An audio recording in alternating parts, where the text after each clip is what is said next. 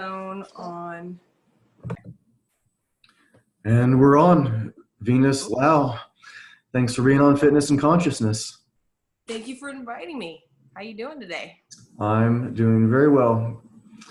So I discovered you on Instagram, and I was looking through your post, and you're doing a lot of different things with animal flows and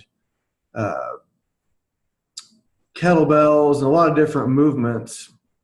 So I guess we'll kind of like start with like what you're doing now, and then we can kind of like work into like how you got into it, like the Sure. beginning. I know you've been doing this for a long time. So like, how would you describe what you're doing now? What I'm doing now, it's accumulation of all the things that I just love to do. Um, so I would just say my program is called Strength and Flow, and it's just a combination of all the things that I feel that can truly help the mind and the body connect to develop and optimize more strength in order to get yourself in a state of flow, whether that is physical or mind or actually in my case, I want everyone to be able to experience both. But it's about optimizing everything in your body, from how you think, how you breathe, where you generate strength, how to be able to connect to kinetic energy from the ground through the body and out, and create movement and through movement. And so it is a combination of animal flow and yoga and calisthenics and some suspension training. Like you could use a TRX or gravity training, or what I have people use in the program is a sheet or a towel. Just because I don't want people to have to feel this need to buy really super expensive equipment unless they want to. It's totally fine. I'm a trainer. I'm required to have all that equipment. Yeah. But really, I really want to help people move better, whether you want to lose weight, gain more strength, become more athletic, perform better in whatever it is that you do, or you just want to live a longer, happier life where you feel connected. I'm in my late 30s, so I, for the longest time, was that younger, when I was a younger trainer, was very like, I got to sweat my butt off, and I better work out really hard. I have to feel like that burn every time in order for me to justify saying that I had a great workout. And I actually had more injuries when I was younger than I do now. And I'm in better shape now, and I can walk into any kind of workout and pick up anywhere now because I have a better connection to my body. So I want everyone to be able to experience that. I feel like that is what is missing in a lot of fitness, is that people feel this need to I guess say that they had a good workout based on how horrible they feel afterwards. And I know not horrible, but you know what I mean. Mm-hmm. Like they feel like they need to get their ass kicked, and a good ass kicking is good every once in a while. Not gonna lie, love it. But I don't feel like it is something that we can do on a daily basis to truly optimize our life.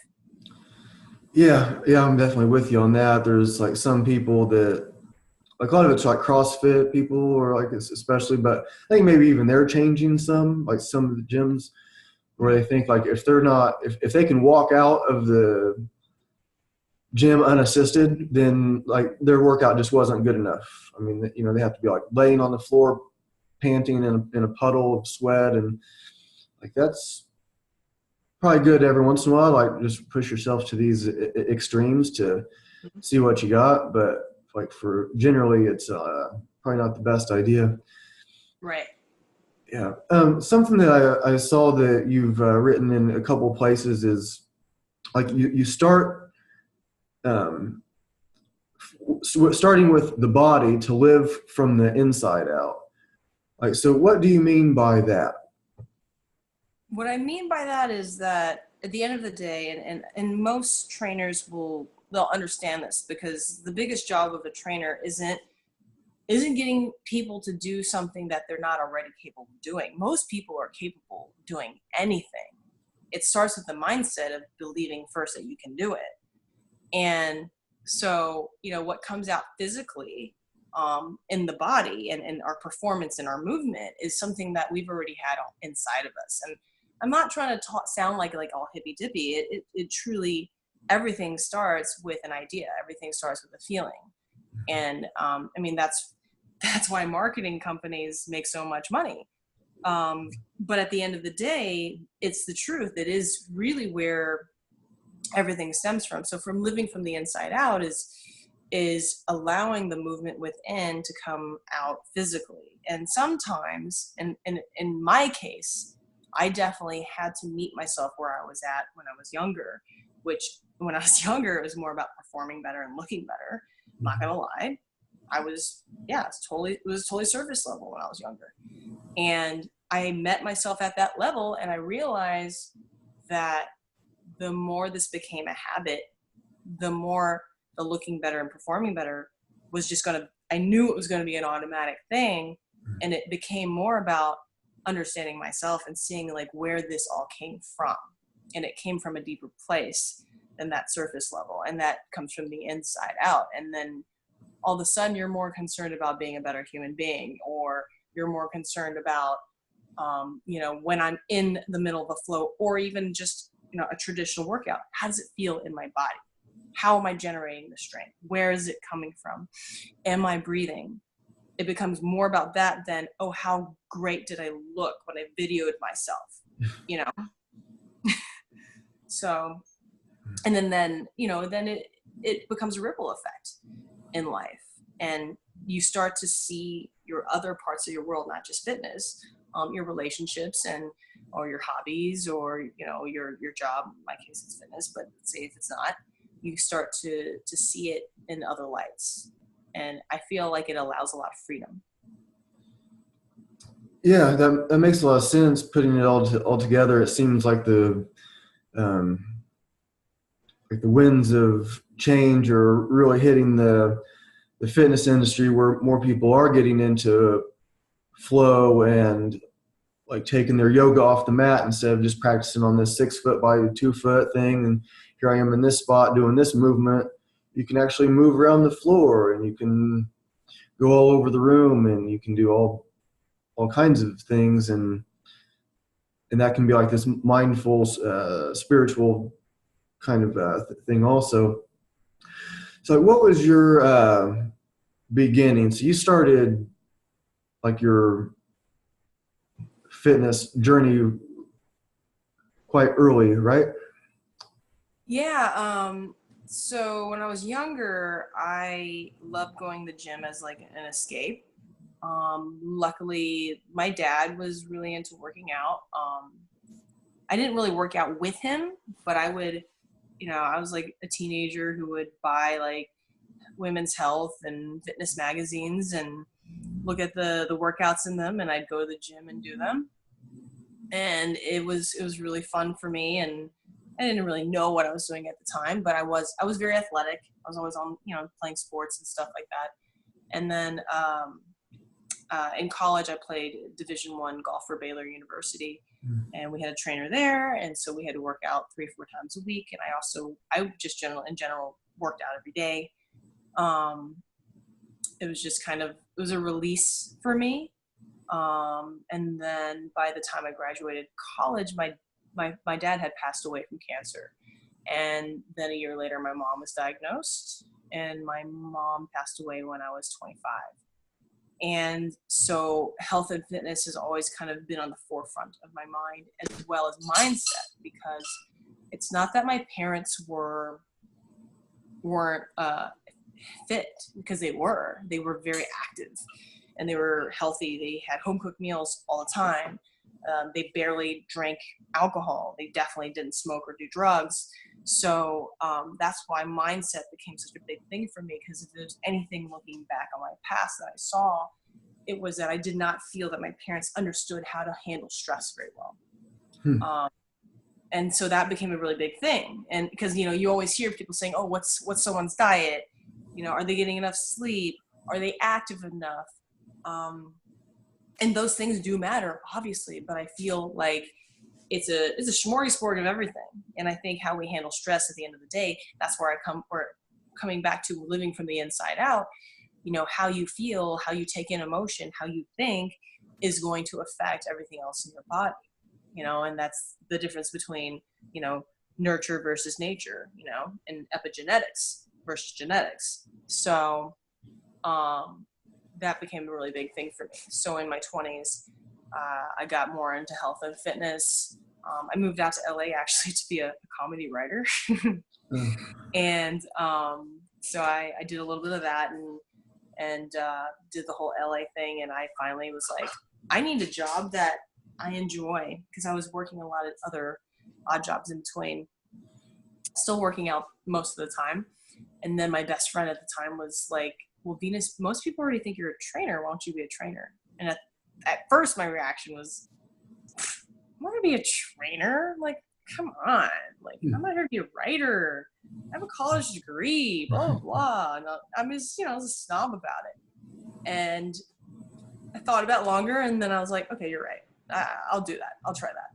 Right? I'll try that. Yeah. And 6 months later, I was working at Equinox in Santa Monica and ramping up clients. And I was like, wow, I really like this. It was quite a hustle, but it was fun. It was like a restart. And I had a late start. I wasn't until I was in my late 20s doing it. And so I started doing that, and then after a while I realized I was actually much more passionate about fitness than I was about other things, and it just kind of snowballed. And then everything with animal flow and yoga, that came a few years later, when after I became that board trainer at the gym that wanted to use a kettlebell and a cable machine and a BOSU ball at the same time. I was clearly bored and I needed more. Yeah. And so I got introduced to more body weight training, and now the sky's the limit. Like, I'm never bored with that. Just play. Yeah, you have quite a few certifications. Yeah. And so you're saying, like, you're getting bored with this, and so you're exploring these other things. So what was your first certification, and what makes you keep going to all these different ones, and how do they fit together into what you're trying to do? I wish I knew. So I think the best answer would be, I'm very curious. I'm always very curious. I always want to know what's out there. I don't think I know everything. I wish I did, but I don't. And I think, like, my first certification, to answer your question, was I was just good old fashioned NASM, National Academy of Sports Medicine. I just got my NASM. I was like, what's quick, easy, but still like, professional. Yeah. So I started with that. And luckily, being at a place like Equinox, they do provide really great in-house training, and they encourage their trainers to take more certifications, and they give a discount. I took everything that came by me. I was like, oh, kettlebell? Yeah. Clubbell? Yeah. This? Yes. Like, I just kept saying yes, because you're getting free education or a discounted education from amazing professionals who really understood how to teach. And I was like, if I'm going to do something, I want to be able to do it well. And really, if I want to help people, I want to help them the right way, not just be like counting reps. And so just kind of started that way. And my love and my passion grew more for fitness, and I wanted to do more, and it just kind of snowballs. And you go to certifications and someone says, oh, this is pretty good. I'm like, oh, okay, cool. So I go home, I look it up. I'm like, okay, that seems cool. Oh, there's one coming up near me, and just kind of snowballs. And then you eventually develop this network of amazing friends and in the fitness industry, and who, like, I get messages every day from friends in the fitness industry. And we're either going to we talk about something we heard on a podcast, or, a new cert that we feel that has really helped us. And, that's what I love about the fitness industry. When you find your tribe, your crew of people, everyone's extremely supportive and helping each other, because at the end of the day, that's our job. Our job is to help people, Mm-hmm. Yeah, there is a good number of really cool certifications now. And I started as a trainer in 1999, and I was certified through ACE. and you didn't really have to do anything except for like read a book and take a test. Right. And I've known trainers with like master's degrees, and it's like it doesn't seem like you really have to do anything except for read books and take tests on that also. So Right. I've seen like where you can have like these advanced degrees, and I'm not against that kind of education at all. But it's like I'm more impressed with like what can you actually do. Yes. And what was that? I said I very much agree. Like I follow that track you're going on. Like 100%. Not about how good you are at memorizing a book and taking a test. Can you actually teach people? I know people who have their masters in kinesiology, and I've seen them teach, and I'm kind of like, okay, well, you know what you're talking about, but communication, there's a gap there. you know um, and like you said, it's more about what can you do, and can you regurgitate that information and teach someone else to do it as well. And that to me is what a trainer is. Like, yes, I'm always a student, I'm always a scholar, but it's very important for me to learn how to step by step teach someone who's, say, never touched a kettlebell, or who has the last time they crawled they were like 8 years old. You know what I mean? So I think that's very important, is the interpersonal communication level of a trainer. Yeah. I think a lot of things are changing with that now too, and um, like I ended up getting out of training after a couple years, and I just trained like people at my house and like friends and friends of friends. I didn't worry about making money. I was like, come on over. We're gonna be training, teaching martial arts and lifting and stuff. Just come on by. We'll just have fun. And then when I discovered Pavel Tsatsouline about like 9 years ago or something like that, and the Russian kettlebell challenge, and it was like, oh, this is different. It's like this is actually really amazing stuff. And I found a kettlebell, and then that's what made me want to be a trainer again, like professionally, is him. And then I got my Strong First certification a little over 3 years ago. And but yeah, it's like all about like, what can you actually do? There's actual physical tests. Do you actually know how to squat? And can you like coach these things? Do you actually know what you're doing? Right. Something that you mentioned a little bit. You mentioned your parents passing away, and my dad died in 2005 from cancer, and you were talking about like losing parents, and then like compassion and like the vulnerability that you were like having from that, and then teaching people like awesomeness, or how do you um, so like what did that all mean to you? How do you get from, because you're talking about like vulnerability on one hand, and then your awesomeness on like On the creating awesomeness through that? Right. Well, it's interesting. I was just having a conversation with a friend of mine about vulnerability, and I was like, sometimes I don't even, I like the word vulnerability, but I feel like some people have a certain connotation attached to it. And to me, vulnerability is just freedom. It's just being you. It's being you without judgment. I think the biggest issue that we have in life in general is self-judgment. We're always worried about what other people think, but really we're actually more worried about what we think of ourselves, not really what other people think of ourselves. But going back to like talking about like my parents with cancer, I very much was not a vulnerable person when I was younger. And that's why fitness actually was a huge release for me at first, in a healthy way and yet an unhealthy way. And I think that needs to be addressed too. Like, and that's why my idea of fitness has evolved, from it being this release of tension, which ends up just creating more stress and tension at the end of the day, to becoming a release of tension because I'm going with the flow and I'm connecting and I'm being vulnerable and I'm being truthful. And it's this freedom that comes with it that I can regurgitate through my body and outward, not like, oh, I'm so angry and stressed out and I need this hard workout and like, that at the end of the day is very short term. You know, it's like an energy drink.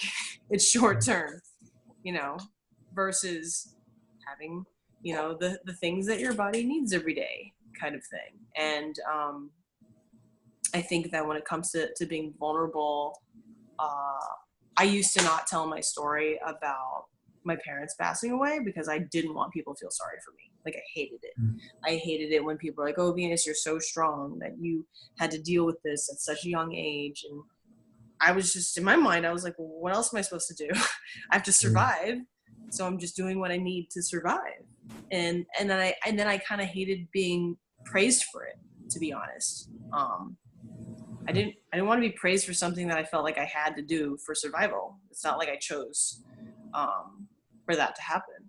So, but that was younger me, and now older me is realizing to drop more into my body, into my heart, into my mind, and just being real with people, and it doesn't have to be serious. Like I said, I moved to LA to be a comedy writer, so you know. I'm that person that tells like a dead parent joke every once in a while, just to lighten things up. So people are like, "Oh my God, I'm so sorry." It's cool. It's fine. It's part of life. I'm gonna die one day. You're gonna die one day. Like, it's a cycle. So, you know, you just make the best of what you can, and that's what I've realized with everything. And I want to live that model. So the move to live awesome, you know, be yourself, be vulnerable, be honest, to live an awesome life. You know, don't go out of your way to tell somebody that their post is shitty because you're kind of like, it's not really helping you yourself. Definitely not helping them. It's definitely not helping yourself. And I think that's the biggest thing is like, just be grateful. Live your life awesomely from the inside out. Yeah, you said something like people like writing negative things on the post, and like what I hear like from like some like listen to like the Joe Rogan podcast, and he has different people on that maybe they're like gaining fame, and that like whether like UFC fighters or whatever, and like the rule is like don't read the comments, like because there's going to be people that. So he's like telling people, he's like, don't read the comments, you know, put your stuff out there, but there's always going to be people that like put the thumbs down on like Led Zeppelin videos or somebody's doing squats or something like that. And somebody has, so like, what do you think that is about that person that makes them put the thumbs down instead of the thumbs up, or at least like not say anything? Like the whole, like, if you don't have anything good to say, don't say anything. What do you think that is that drives them to do that? I think everything we do outwardly is a reflection of what's going on inside. That's the whole, it goes all the way back to that whole thing, live from the inside out. You know, so if you are that person that does that, then it's just a reflection of how you feel about yourself on the inside. And having that lack of compassion. There are many times where I'll post a challenge and someone will tag me and be like, did this challenge at Venus to be Fab posted on Instagram. And I'll look at it and it could be like 4 moves and every move is wrong. But I'm always like, good job. Yeah. Because they attempted to do it. They tried to move. They're proud of themselves enough to sit there and film it. It was probably like the 5th take, you know, when they finally posted it. And they tried. And that's all that matters, really. You know, I'm not going to be a dick and like be like, oh, well, you didn't put your foot here in the right way unless they ask. If they're like, I'd love feedback, then I will write back in the comments. Or maybe I'll just do a private DM of like how they can correct it. I'm not going to be a dick about it. Like, you have to have that compassion that not everybody understands everything the same way that you do, you know? And I think it's just about being a human and realize that we're all human and we're going to make some mistakes and allowing others to do that. And if they ask for help, then, and to me, asking for help is a very brave thing to do. And so I love it when people reach out to me and ask for help. I love it when people DM me like, hey, I just did this flow, will you check it out? Tell me if what I'm doing wrong, or how can I improve it, you know? If people don't ask for that feedback and I don't know them, then I generally won't. But if it's someone like, say, I know that they bought my online program and they posted something, I'll send them a DM and be like, hey, like when you're doing this, remember, do, stack here or there. But yeah. Yeah, that makes sense. Yeah, the reflection of like what they think of themselves, and kind of like it's like a echoing out, like maybe somebody's wife gives them a hard time, and then they have to give somebody else a hard time. So it's like this echo coming back, and it's not really them. It's, just kind of like what's been thrown at them is just kind of like bouncing back, or something they don't have way to deal with it. So like going back to like the vulnerability, because I think it has like kind of, that ties in. So when you're doing all these different certifications, so at first you discover, some new method, and they're like, I want this certification. And so maybe you're doing these techniques and you're having trouble, but you're like practicing, and maybe they're in front of people, and maybe you're trying to like balance and it looks so great, and then you fall over or something like that. So is this kind of like where part of the vulnerability that you're talking about comes from, and the strength from that, because you're putting yourself in these situations to be graded? I mean, you have to do this stuff to pass your test, and you might wipe out or something silly happen. Is this part of like the vulnerability that you're talking about also? Yes, in a way. I mean, I think when it comes to taking a test, before you take a test, you practice, and by the time you take the test, if you're diligent about practicing, it should be a piece of cake, as long as you put the work in. And I think that's the other part, that the other piece that comes into play is, people are like, oh, but I'm trying, I'm being vulnerable. But it's like, yes, and that's a very important piece. But there's another piece that comes into play of do the work, and the more you do the work, the more you're having little wins for yourself, and all those little wins stack up to be this big win at the end of the day for the big picture. But yes, being vulnerable and putting yourself out there, I think it's a great thing. I think it can be even more simple than the word vulnerability. I feel vulnerability is a trend word, and it's a great word. I love it. I use it myself. But at the end of the day, if we just say, just be yourself and be the best version of yourself you could be, and it's okay if you fuck up every once in a while, Yeah. just correct it, and it's no longer a fuck up, it's a learning experience, and then you just move forward. It's like keep moving forward kind of thing. Yeah, that makes sense. And another one of your practices, you do the Wim Hof method, right? I have done the Wim Hof method. I've taken a few workshops from some friends of mine who teach Wim Hof, and it's incredible. It's really great. I'm a believer of all styles of breath work, though. I wouldn't say like one is better than the other. I think they all work. It depends on the person and what they're looking for. Have you, because I've done some of the Wim Hof, and then other breathing methods through, like you'd find like through yoga, pranayama stuff, Mm-hmm. alternate nostril, and all this kind of thing.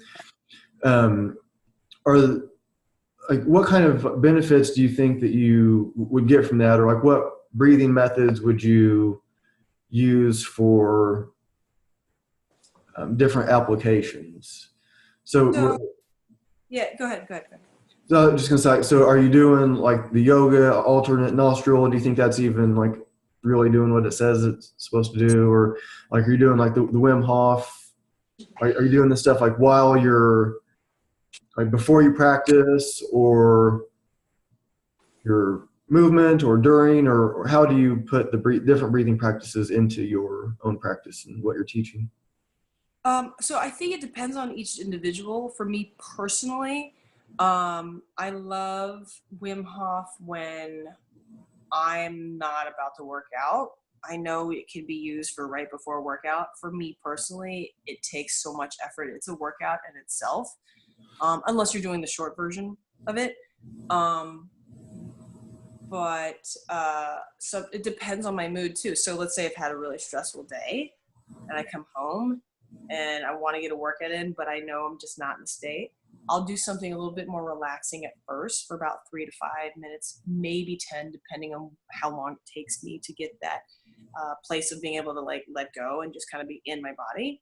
And I could use some Wim Hof, uh, or I could use alternate nostril breathing. I'll use 4x4 tactical breathing techniques. There's also the Boudico method that they talk about a lot in Oxygen Advantage. But to be honest, my favorite way of doing breath work is simply observing my breath.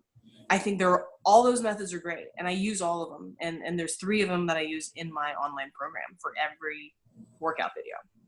But the simplest one is just observing your breath, because you find out a lot of information about yourself based on how well you can actually just like sit there and breathe and listen to it. And so what I tell my clients to do is have them sit there or lay there, eyes open or closed, whatever works for them, whatever makes people the most comfortable. I don't think there's one position that you need to be in for breath work.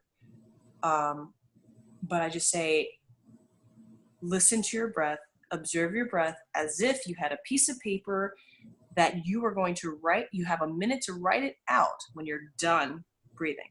So as you're breathing, you're just observing, going, how would you describe the sensation of the nasal passage, of the sensations going down through the throat, filling the chest cavity? Do you feel your intercostals? Do you feel your ribs expanding? Do you, I ask them these questions when they first start going through it. And by the end, I say, I want you to observe it so well that after we're done, you could sit down and write a few paragraphs about all the sensations you feel. And that really helps people stay present with themselves, because a lot of times you're like, oh, I heard a car go by. Oh, I heard, there's music. Oh, I hear someone walking by me, and it's just about being in that state of observance. And I think we live in such a world that's like, we got our iPhone, we got our iPad, we got the TV going, right? Oh, I gotta check my email, I gotta be on my computer. Like, it's just bing, bing, bing, bing, all these things going on. And we can just sit and observe the breath, and we can even do it while we're in the middle of conversation. Then I think people would be able to chill the fuck out. Yeah. Yeah, I like that. And I guess like my main breathing teacher was my jujitsu teacher. He's from Korea. He's about like 70 now, something like that. And so we do Zen meditation at the end of every class for 10 minutes. And there's a meditation class, but it was just like sitting in Seiza, just like sitting on your ankles, good posture. And he's like, your good posture will allow proper breathing. He's like, so don't like inhale 4, exhale 4. You just like have your proper posture, and then your breathing will be what it's supposed to be. It'll just regulate, and then I could go down to just maybe a few breaths per minute, maybe 2 breaths per minute, maybe 1 per minute. And then sometimes it seems like the breath just stops. And it's like, oh, whoa, I haven't taken a breath for a long time. And then like everything speeds up again. But yeah, you're talking about looking at our phones. I was downtown yesterday, and there was this couple on this like horse-drawn carriage, and it had like this like thing over the carriage part of it that looked almost like a Cinderella kind of thing. Like, Right. And this couple, they're both messing with their phones. They're like sitting by each other. They probably paid $75 or something to ride this thing around for 20 minutes. And they're looking down at their phone. And just like, what are you doing? I mean, you can't even like why are you even on this thing to even, yeah, like what you said, like, think because you're, but you're on your phone, so it's like you're not really experiencing it. mm-hmm. I 100%, I've been guilty of being that person. I try not to be, but it's definitely something that that I think more people get to realize. And I think it's more people are becoming aware of that, and I think it's just a matter of like, that's why I think when it comes to fitness, if more people flowed or focused on their breath more, they're going to get so much more out of it. And not just the workout, but life in general. Like, I don't know how I went so long without flow, because I used to be more of a stress ball. Things used to bother me a lot more. And now that when I have a daily practice of flow, in breath work, you're just kind of like, all right, it's life. What's next? How do I deal with it? Okay, awesome. It's not such a stressful thing. Don't get me wrong. I'm human. I definitely get stressed out, but it doesn't get to that extreme point where it starts to truly affect my health. Can you talk like more about that? Like, why would it's like you're doing these flows, and it's like when in the context I'm thinking of, so yeah, like the stress, you're like, and then like tensed up, and then because you're stressed out about whatever, and how does the flow, like the I don't know why I can't put it together, like the physical practice relieving like the actual like the mental stress, like how does that work? And then like at the end of you're like, and then like you're kind of letting go whatever you're stressed about. Can you talk about how that like actually works? The best analogy I can give is like getting stuck in a traffic jam. Your mind gets caught up on things. So just like in traffic, there's an accident, right? Accidents are never on purpose. That's why they're called accidents. Mm-hmm. So accidents happen. It's part of traffic, and it causes everything else to slow down, and it causes all this other frustration and all these other things. So like one thing in life in our day happens and it stresses us out. And if we put all of our attention into that, it just populates and it gets more and more stressful when it didn't really need to be. Instead, like the crew comes and pushes the accident to the side and allows traffic to flow again. And that's kind of how I see, like, with the physical can help the mental and the spiritual, or whatever else you want to call it, because it can push that energy out of you. It can flip a switch. Or it's like when you train an animal, a dog or a cat, like you reward them with a treat, or you shake a can of coins to shift their mindset to something else. And I think that what physical flow can do, it can shift your mindset into something else that's actually much more productive. And then on a physical and scientific level, there's more blood flow. There's more oxygen running through the body at an efficient level, and all these other amazing things. So that's why I believe in it so much. And yes, you get that also from lifting weights and traditional stuff. Absolutely. I'm not going to poo-poo on that at all. You absolutely can. But at the end of the day, when you can meld a lot of those physical movements together, you're creating like a symphony of things.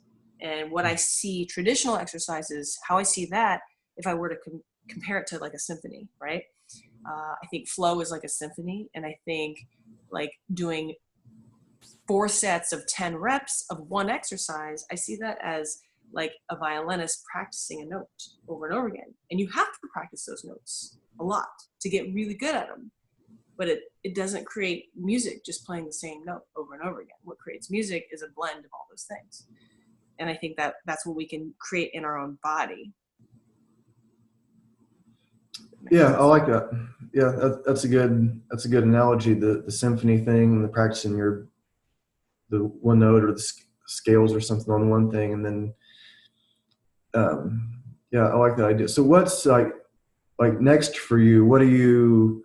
Are there are you looking at, like, is there like an exercise like tool of some sort that you're like wanting to get into, or like some kind of movement system that you're looking at? Or I want to get into everything, but one step at a time. I want to play more, and part of that is continuing to build my online program Right now, the first two series is Strength and Flow, where people are learning traditional and non-traditional body weight exercises, and learning how to drill them, like playing the note, playing the scales, and then learning how to flow them, like creating a symphony. And it's mixed in with breath work. I'm also going to create a more beginner version. It already is applicable for beginners, to intermediate, to advanced. But a question I get a lot is, I'm a beginner, can I do this? You absolutely can. Sometimes, I know people need that extra, like, yes, I definitely can do this. So I'm creating another smaller, shorter program for those people so they can really gain that confidence in themselves and be like, okay, yeah, I really can take on this whole big program. And then I'm putting together a body weight and kettlebell program with Marcus Martinez. He is at Kettlebell Exercises, and I think his other handle is Strength by Marcus. And his program is Kettlebell Difference. Great program. He's an amazing coach. He really understands how to teach kettlebells from a very foundational level and up. And that's why I wanted to partner with him, because I feel like a lot of people are really good at doing what they do, but to teach someone, say like a complete beginner who's never touched a kettlebell or who's never done any flow in their life, I think it's so important that we're able to communicate how to do the foundational things to lead up to the really cool, flashy things you'll see on Instagram. Yeah, sounds really cool. I'm about out of questions for you. I could just keep like chipping away at all these different philosophies for a long time, but I have a class starting in about a half hour. Well, that's fun. 45 minutes. Yeah, my kids class is, and then an adult class after that. But so I'm not in a big hurry though. Is there something that we haven't touched on that you wanted to get into? I'm teaching a workshop in Sweden in this August. I'm really excited about it. There's a few spots left. If anyone wants to go, I'm going to be there their entire week. I'll be there teaching 2 days, and I'm going to give another day of play. So I'll be there for 3 days for teaching and helping people, but I'm going to be there entire week. So I've kind of left an invite. I'm going to post about it as well, of like, hey, who wants to meet me and play in Sweden? Never been there. Should be fun. And then I plan on doing more workshops. People who want to book me for workshops, they just get to email me at venusfitinfo@gmail. And if they want me to come to the studio and teach, to send me the information and to relay from there. And then other than that, like, what are some of the certs and the continued educations that you're excited about diving more into? I'd love to know that. Well, Strong First kettlebell instructor is the only certification that I have now. And it was like once I learned about Pavel, like I was kind of, well, when I started, as I mentioned, I started as a trainer in 1999. I was certified through ACE, and I did that for a couple of years. I was doing martial arts, and so I knew about movement stuff, and I was incorporating that with my clients. And then I was working at this. It was, I think it was the most successful personal training studio. I was an employee there, not an independent, and I was working at the most successful studio, and a lot of it, like the owner was a real control freak, and he had to like control even my own program. Like he wanted to tell me what program that I was on. And I had like in my workout journal, like it was like what it was supposed to be. And then I would write down what I did, which was not what he told me, is what I wanted to do. And he would just like flip out. He's like, why were you doing dumbbell bench press instead of barbell? I told you to, like, cause I wanted to. I mean, for one thing, I was by myself, and I'm not going to bench press a bar by myself. And just because I wanted to, it's like, and so, and a lot of people there were on the same program forever, and they just like hopping from one machine to the next, And I would have people do stuff that wasn't in their program. And they're like, everybody worked with all the trainers. So you might be with me one day, you're with the other guy the next day, you're with her the time after that. And so we were supposed to be like these interchangeable parts. Mm-hmm. And so he actually put me on a suspension for like not shaving close enough or something like just stupid.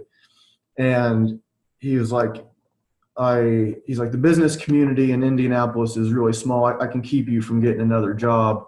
And so the next day, or within, this was 15 years ago now, or actually more than that, this was 2001, I went and I got a job selling lawn care. And I was just completely disenchanted with what I thought you had to do to be successful. Because here I was working at the most successful place. I wasn't getting paid very much per hour. So I was an employee, and it was, but I had 30 some hours a week of training and a lot of cool clients. But I went, I'd rather go sell lawn care. Training was my passion, and I just trained like friends and friends of friends out of my house. Didn't charge anything. Just come over, we'll train, we'll do martial arts, we'll do lifting, we'll just have this thing. And that was really cool for a long time. And then when I discovered Pavel, the moment I pulled the book, The Russian Kettlebell Challenge, off the library shelf, I'm looking through it, and it just blew my mind. It's like, if I get certified again, if I want to do this professionally, it's only going to be with his certification, because to me, he embodied what I wanted for myself. He didn't really care about getting bigger, but he wanted to be stronger, faster, more powerful for martial arts. What can you actually do? Everything just made sense. And like thinking of like the test, like these guys would have to do 100 snatches with a 53-pound kettlebell in 5 minutes. So like, wow, that's crazy. That's amazing. And so then, I became one of those guys that can do that. And it's not such a big deal if you practice. I mean, at first it seems really like this big mountain to climb. So now, like going forward, like I'm planning on getting my second level of Strong First. Whenever they come back around to Chicago, it'll probably be like April, because my certification will be up. So like whenever they're back in Chicago, probably, or maybe I'll fly somewhere else. But it expires in May, so I have to renew it by next May. And other certifications I'm looking at are like, a lot of them like sound good, but I kind of just end up like stealing their methods and like incorporating my own. Like I call my own style like freestyle kettlebell training. And I did that on purpose because like I don't think you can actually like trademark freestyle. I could be wrong, but I took it because it's not just mine. Like I'm doing all this different stuff. So I'll say like freestyle kettlebell training founder, but I don't think you can actually have the word freestyle as like yours, but I'm not positive on that. But the idea is just like taking in all these different sources and having my own way. And I like teaching kids. And so when I'm teaching at workshops, I invite other trainers who have different skills than me. And I just said, like, we have one coming up the last weekend of September, and I just send the messages out. Like I've done 3 of them like this. This will be the 3rd one. And I just send the messages out. I'm like, hey, do you want to be part of this again? And they're like, yes, yes, yes. And then like, great. Like for this one, like the thing is like no equipment. So I'm not teaching kettlebell stuff so like I think for this time is like no equipment. So I have 6 instructors and an herbalist. So, and we're going to be camping at White Pine Wilderness Academy in Indianapolis. And so like all these different trainers can do whatever they want. They can bounce their ideas off of me, but I don't want to like get in the way of whatever they feel like teaching. I choose them because they're awesome. So it's like, I'm asking them like, hey, come train. What are you going to teach? And so I guess to answer your question, like going forward, it's just like keep learning from all these different ways. But my favorite certification is Strong First. And I have a lot of other ones that really look good. And I take from a lot of different methods, the animal flows, and maces are starting to like look really attractive to me now. But I guess to answer the questions, like I don't have, like I could be like one of those like you that like wants to have like all these different certifications, and it's a really awesome thing to do. But I end up just kind of like stealing all their moves and making the best of it without getting the the certs. So yeah, it's kind of we'll just kind of see what happens. But I know the level 2 strong first is the next thing for sure. Nice. So did you have anything else that you're wanting to get? No, that's about it for now. I really enjoyed our conversation, and thank you for inviting me. And we could do this again soon. Yeah, sounds good. Yeah, you have an open invitation to be on if you do a lot of cool things, and that's why I sent you the invitation to begin with. I was looking through. I was like, wow, she really has really cool style. You're really like strong. And something else I thought was interesting. I sent you the message, and then like right away you respond back. Here's my phone number. Give me a call. And at first I was like, wow, like this is really. I just perceived you as like I saw that you were strong and everything, but kind of like the way that you responded to me and like talking about like what we're going to talk about. I was just like really impressed with how you are, I guess, just how you everything was. So like most of the time people aren't responding back who I've never actually met. Here's my phone number, give me a call, and they're like respond back, and then it's this Instagram messages or Facebook or whatever, email. And but I was just like impressed with your I guess the strength that showed me, that if that makes any sense. I don't know if that sounds weird, but Oh no, I appreciate it. Thank you. I just like to treat people like they're people. And if I'm going to be on someone's podcast, I was like, I want to get to know you before we go on a podcast. I want to like let's have a conversation on the phone and talk to each other versus just going on a podcast and answering a bunch of questions. And I feel like it makes it more personable. Plus, I'm not the best at email. I'm much better when it comes to talking on the phone, texting, or I'm better with Instagram DMs. But everything else I'm not really the best at. And I knew if I didn't do it right away, wasn't going to happen. And that's very much kind of like a big thing in my life. Like, if I want something to happen, I make it happen. I make it happen now. And if it doesn't happen now, it means it wasn't meant to happen. yeah. So, Yeah, I like that. Make the whole making things happen, and I think like we get these like little clues that it's like, okay, now I need to like go after that. I'm going to give that a try, and even if it doesn't work out, whether it's like some training, business thing, or relationship or something, it's like if you see something and you like it, go after it. Do what you have to do, make yourself a magnet to attract that kind of thing, and just like go after it. So yeah, I was just like impressed with just how that whole thing went. That was really cool. So what do you have any like last words of wisdom for everyone? Just be you, just be yourself, but be your best version of yourself. So sometimes when you think you're being yourself, like, oh, this is just who I am, that's actually not who you are. That's your resistant self. Be the best version of yourself. Be compassionate for yourself. That will help you be compassionate for other people. And that's it. That's it. Be good. Have a great day. Be awesome.